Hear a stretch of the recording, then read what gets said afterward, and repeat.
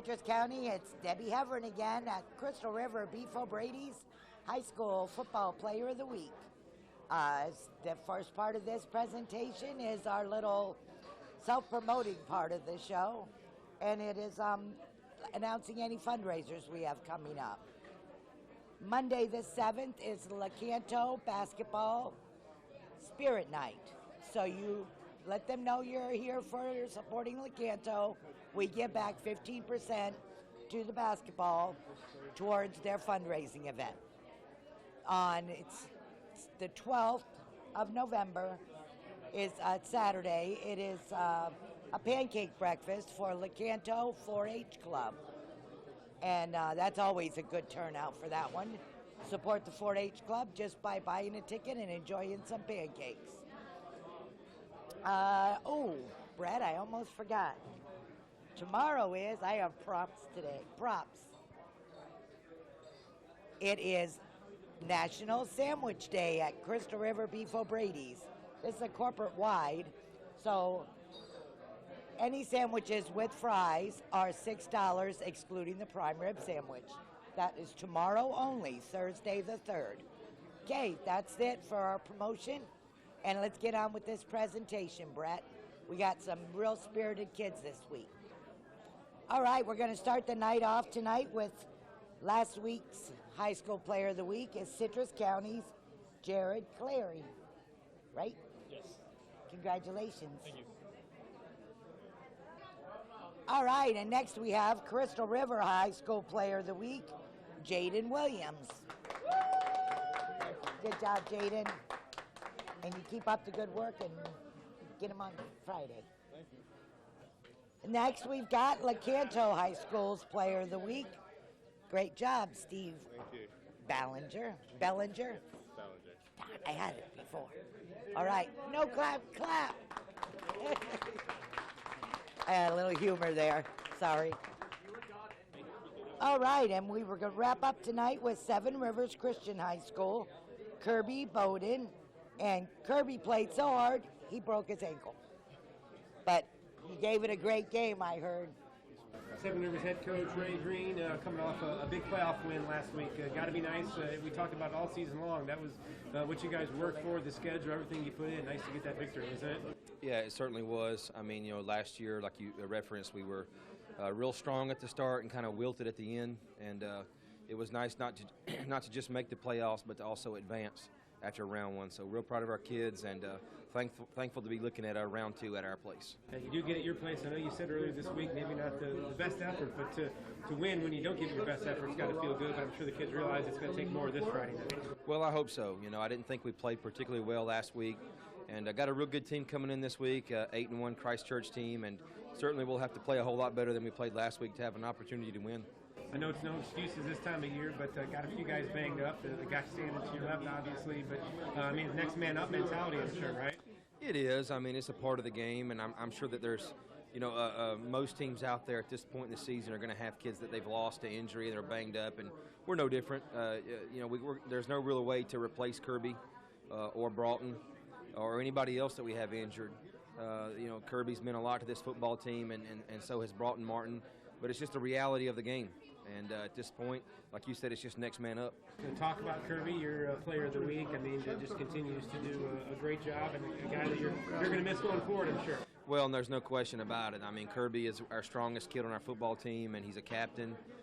We had moved him inside to center, and he's just been tremendous for us in the middle. On defense, he probably played his best game last week.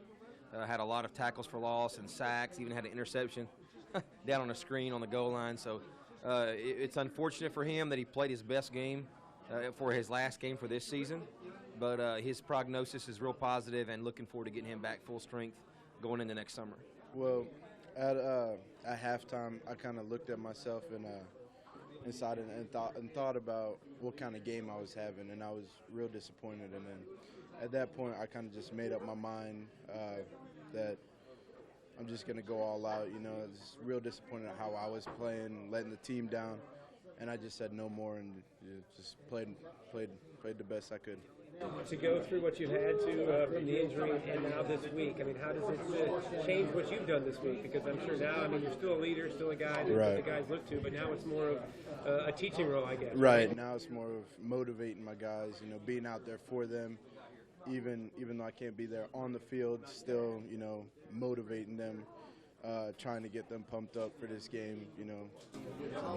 Can you tell, though, that, I mean, I'm sure it scared everybody what happened and to go through that, but I'm sure to see you up and smile, and that's got to mean a lot to the other guys. Yes, It seems like you're handling it pretty well. I mean, this isn't easy to do, to miss big playoff games. Right, yes, sir.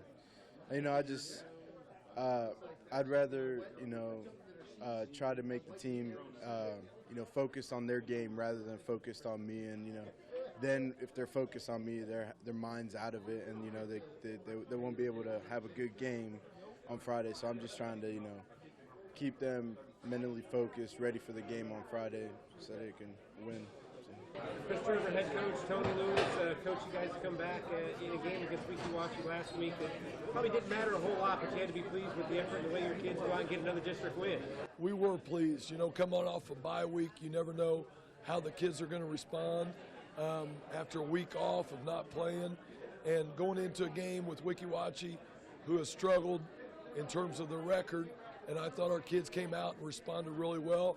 Tyler Pollard got us going with an interception return for a touchdown.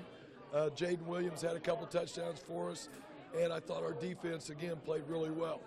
It seems like as you get into the final weeks of the regular season, obviously you got the playoffs coming up next week. Team certainly seems like they're playing their best football right now. We are, and that's something we preach every year. We want to be playing our best football at the end of the year, and we're improving week to week and game to game, and that's the most important thing. I think our kids are starting to gel and understand their roles, and as we talk to them, everybody's role is important, and if everybody will do their role as well as they can do, we're going to get better.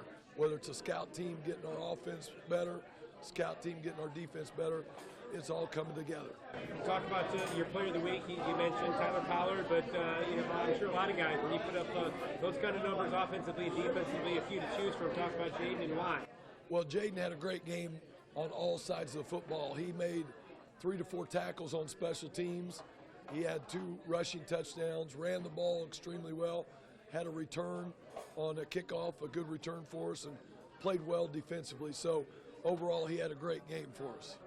We just went out there and did what we had to do, played hard, played tough. We wanted to win, wanted to stay our winning streak going and try to keep it going for the rest of the season so that we can get good and play hard.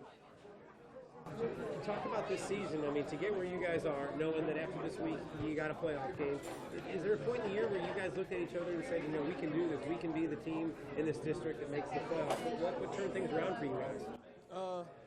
Really, Coach Lewis did. When he came in, nobody really liked him at first, but everybody grew on him, and now we're all really, I don't know a word, but we're getting used to him, and nobody can come in and be like Coach Lewis and push us as hard as Coach Lewis does. As you get ready for this week, what's the goal this week? Because you know you're playing next week, but the focus, I'm sure, is to keep playing your best football because you're going to have to play next week when you start the postseason, right? Our goal is really just to play as hard as we can and get another W and go on to the playoffs. Citrus head coach Jim Hazer, and coach, obviously still a week to go, but nice for you guys to get a county win last week. Always feels good when you beat a rival, wasn't it? Yeah, it was a really good win. You know, the kids worked hard all week, and we came out there and you know, took care of business, and a lot of great plays. We did well. Seems like all season long we've talked about it. This is a resilient group. They bounce back all year long. You got to be pretty proud of what you've seen week in and week out from your group. Right. Yeah. We talk about adversity every week, and we always fight through it. Even Friday night, you know, the first 2 series of offense, we had to punt the ball. Not sure what was going to happen, and then, you know, things started clicking, and put some points on the board. Talk about putting an end to it this week. I mean, I know it seems like it's gone so fast, but just the mood of the team, and I'm sure the focus is going out on a winning note with a 2-game win streak, right? Yeah, we've had another great week of practice. The seniors have had a lot of fun, I think. Actually had to get on to them today about it, but I think they're ready. We're playing Ocala Forest, a pretty good team, and but I think we're ready. Talk about your player of the week. I mean, when you beat a rival like Lecanto, I'm sure there's lots of guys.